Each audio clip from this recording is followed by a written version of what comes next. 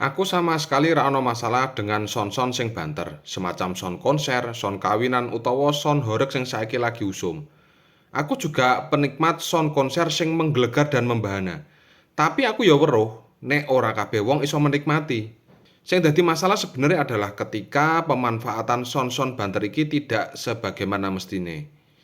Bukan seberapa banter sone, tapi di mana son itu digunakan. Nek kaya son konser ngono memang gede, kanggo mengakomodir luas lokasi dan jumlah penonton. Sing dadi masalah ki nek son kapasitas konser diarak mubeng kampung. Aku ora bakal ngarani wong-wong model ngene iki SDM rendah.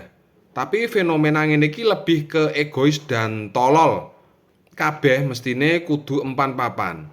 Speaker ning Masjidil Haram senajan nyetel adzan nek mbok pindah mbok cedhakke kupinge raja Arab. Aku yakin wong iso jingkat terus ngamuk. Suwok.